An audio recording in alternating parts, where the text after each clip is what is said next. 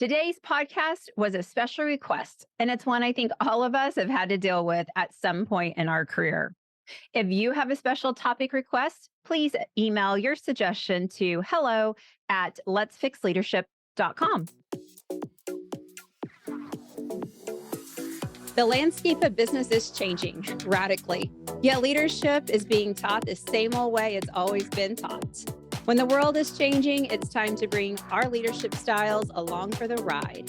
Thanks to cutting edge neuroscience, we now have access to new tools and new language that inspires action, collaboration, and innovation in the modern workplace. I started this podcast to bring you the best of these cutting edge tools, exercises, best practices, and modern leadership strategies every single week. Whether you're a company leader, a corporate visionary, or an entrepreneur, this show gives you new insights into the neuroscience and language of leadership, as well as practical steps and tips you can take back to the office so you can lead your team in a powerful way, keeping your people happy and engaged while achieving your biggest goals. Because no one has ever changed the world by doing things the way they've always been done. I'm your host, Jen Thornton. I'm a talent strategist, an executive coach, speaker, and the founder of 304 Coaching. Now let's fix leadership. So, what is today's special request topic? Well, it's how to work with a disappointing leader. I know we have all been there at least once in our career. We've had a leader we were excited to work with. We hoped we could learn, be exposed to their experiences, build a great partnership, but we were just disappointed in their leadership skills.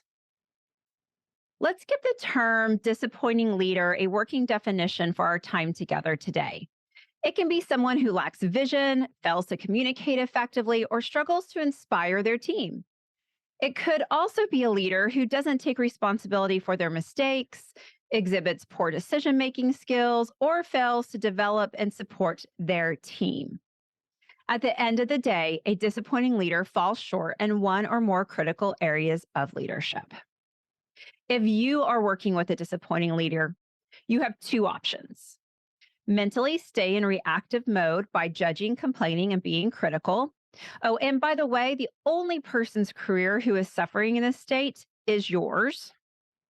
Or you could be self authoring. You can recognize this is just happening and it's not happening directly to you, it's not about you.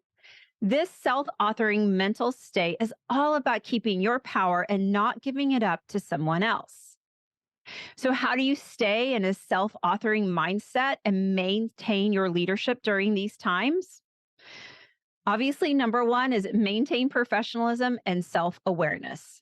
It starts with self awareness. Understand your own reactions and emotions to better manage your response.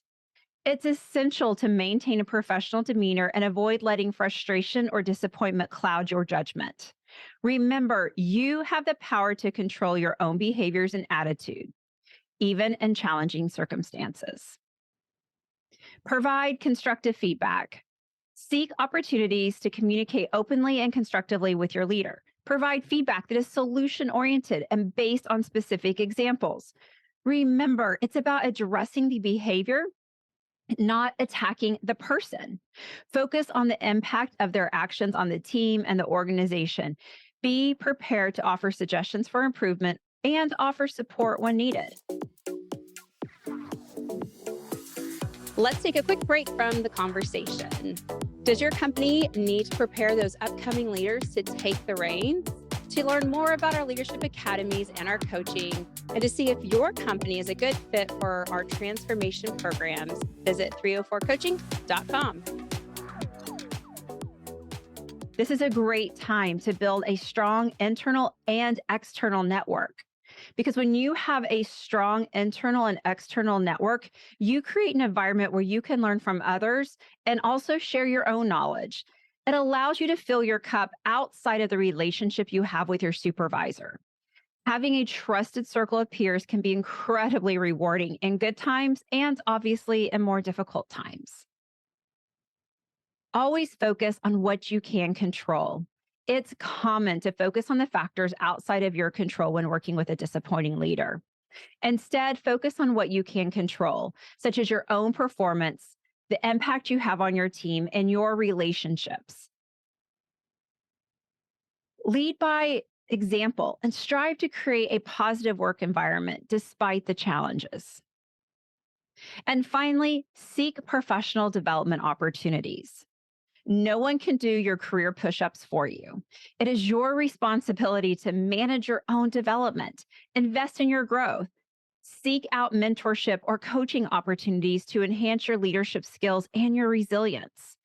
Taking a proactive step to improve yourself will not only benefit you in your current situation, but it'll also prepare you for future opportunities. Now, remember, when working with a disappointing leader, it can be challenging, but it doesn't have to define your experience or limit your potential. When you maintain a self authoring mindset, you stay in control of your actions and your results. Leaders, they come and they go, but your performance matters every single day. Focus on self authoring, and the rest will work itself out.